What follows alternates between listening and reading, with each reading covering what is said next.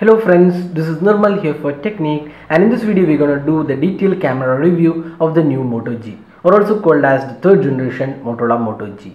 So this device was announced last week globally, and it's also available in India. Now talking about the third generation Motorola Moto G, there are quite a lot of changes or rather upgrades with respect to the previous generation, and one of the interesting aspects is the 13 megapixel rear camera. So this has been increased from 8 megapixel on the second generation to a 13 megapixel rear camera, and you can see there is a dual LED flash, and it's a color correcting temperature dual LED flash, and there's also front facing 5 megapixel camera. So that was the two upgrades to this camera. So let's go and see the interface of this camera.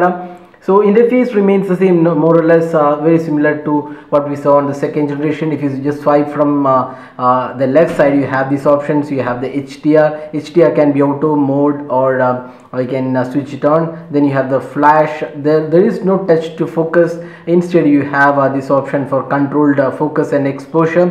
And you can see here there is an previous generation didn't have this exposure control, only the control focus. So now you can increase the exposure values right from the viewfinder. So that's one impressive thing. Then apart from that, you also have this night mode option. That's something new on this device. Then you can record videos in HD, or full HD, that's 1080p, or even 720p slow motion. So these are the two options in video recording. And then you can have the photos as a widescreen, that's 9.7 megapixel, or you can have a standard 13 megapixel in 4:3 aspect ratio.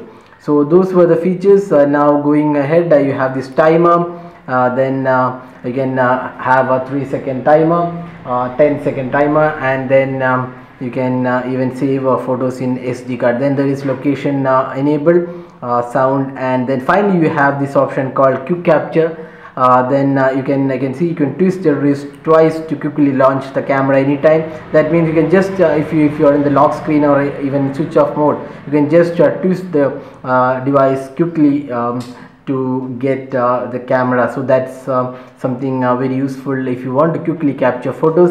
So that was the interface. So one of the issues with this interface is that there is no touch to focus.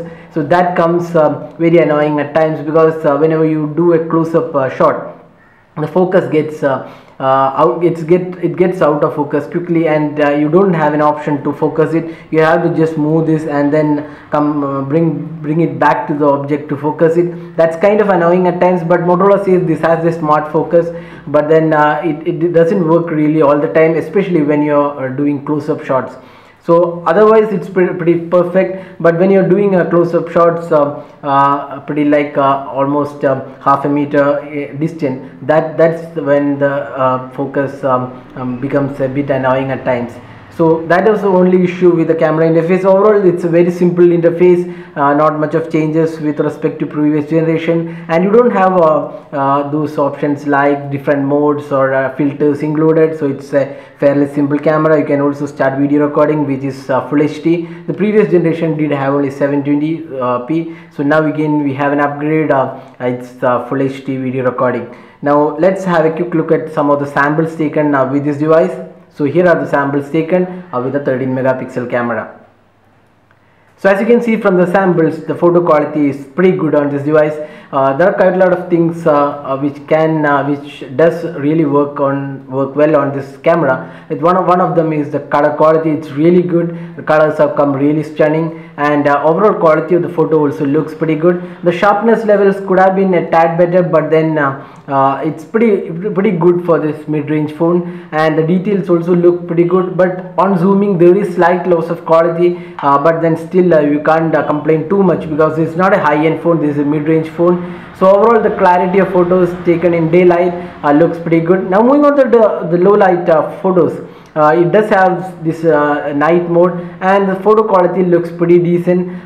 It's not really a great or stunning camera in this price point, because you can't expect a really great performance in low light in a budget of around 12K, but still then the low light performance looks pretty decent, and the dual LED flash also works pretty good. Again, one of the issues here is the focusing. Even when you take photos with LED flash, it gets out of focus at times. So that's one annoying issue with this camera. Now talking about the front camera, this has a 5 megapixel front camera, and that's again an improvement over the previous generation, which just had a 2 megapixel camera. Now we have taken a video using the front camera, so let's have a look at it. So right now we are using the front cam on the Moto G to record this video, and it has the capability to record videos in 1080p, and the front cam is a 5 megapixel shooter, and there is an upgrade from the second generation which had just a 2 megapixel camera, and we would say the upgrade from 2 to 5 megapixel is pretty impressive. Although the video quality, the 1080p recording is just okay, the camera quality, or rather the photo quality, is very impressive. The colors are really spot on, and if you're looking for a great selfie experience in the mid-range category, this is a highly recommended front-facing 5 megapixel camera, and you can see some of the samples we have shared here. So it's really great in terms of the overall color quality, even the focusing, and almost all the details are well captured in the front camera. So overall we would say the front cam on the Moto G 2015 version is one of the best in this category, and if you're looking for great selfie experience, this is a highly recommended camera. Now this phone also records videos in 1080p that we already talked about. Here is a sample video taken with this device. Again, it's pretty good quality. It's comparable with the competition, and pretty good quality in terms of the colors, as I said before. So overall we would say the video recording is pretty good, and it's kind of good camera in this price point. So overall we would say the 13 megapixel camera on the Moto G3 is definitely a great improvement over the previous generation Motorola Moto G2, and it does have great capabilities in terms of the recording.